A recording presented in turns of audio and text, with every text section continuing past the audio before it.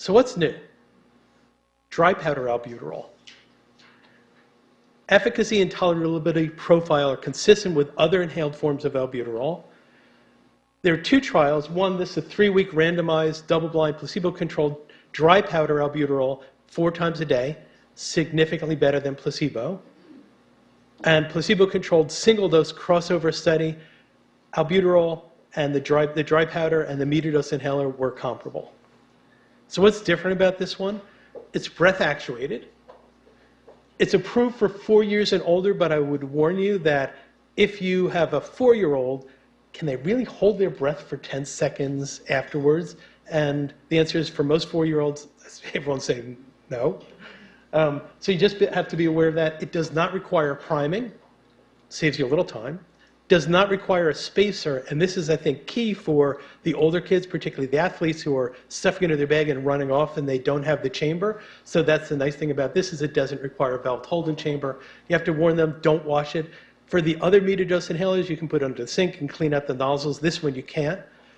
You just clean it with a dry cloth or tissue. What about the inhaled steroids?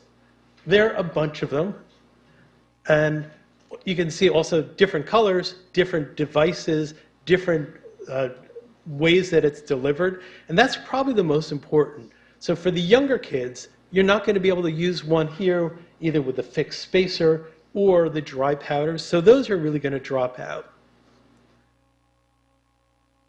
But for the older kids who can coordinate their inhalation and can do the breath hold, you have the option of using the dry powder inhalers.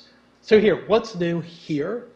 Well, there's a new steroid on the market, which is once daily fluticasone. It's approved now for 12 and above. It's only one inhalation.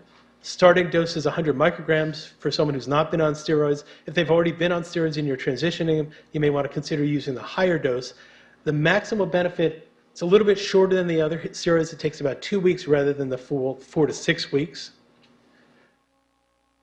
One 24-week randomized multi-center placebo-active controlled double-blind study, bit of a mouthful. So what this means is they took both placebo and 2 different forms and different doses of both the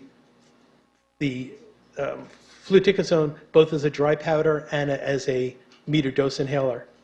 What they did is an endpoint looking for changes in FEV1 of the once daily versus the twice daily, and overall, very well tolerated, no concerns about safety, comparable in both of these groups with no systemic corticosteroid effect. But just as a reminder, this is just a 24-week trial, so you wouldn't expect any long-term side effects from just 24 weeks. So how does this work? Slide the cover down to expose the mouthpiece. You should hear the click.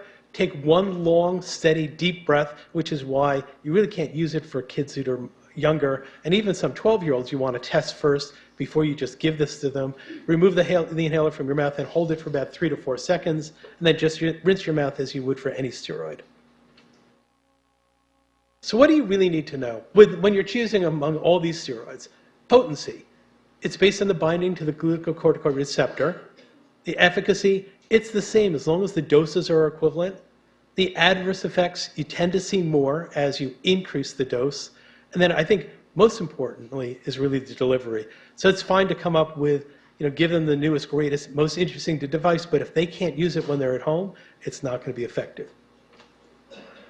So inhaled steroids, well tolerated and safe at the recommended doses. I think it's important to have the conversation up front about the long-term side effects.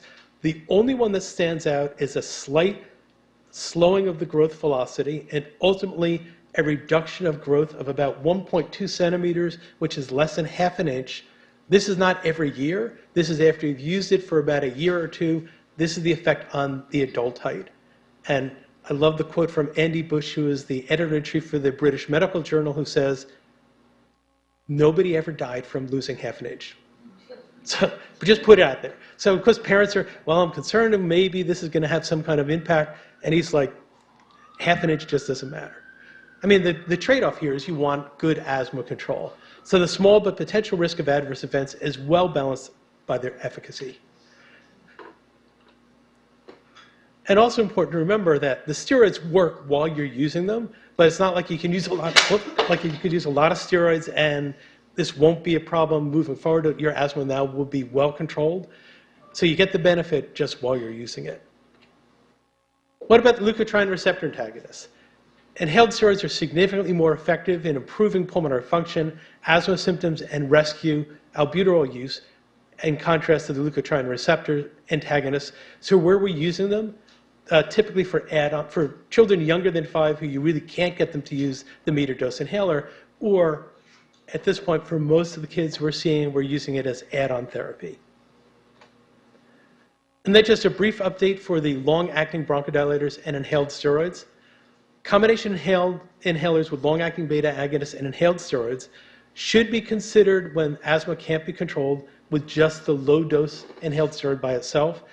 And just earlier this year, actually last year, published a very large trial, 6,208 children, looked at adverse effects comparing inhaled steroids versus the combination, and they found no difference between those two.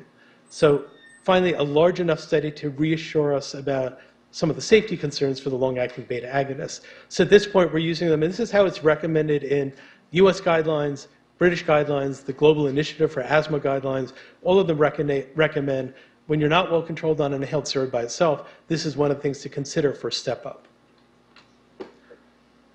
So in conclusion, asthma is still not well controlled, so there's still work to be done, so I'm glad you're here. Patient self-report may not reflect objective improvement in lung function, and I'm glad you'll be able to download these slides because that one set of slides really reminds me all the time. It's really impacted my practice. Without spirometry, providers often overestimate the degree of asthma control. And finally, got the reassuring safety data for the inhaled steroid long-acting beta agonist from this recent large clinical trial. So I'd like to end there. Thank you very much for your attention.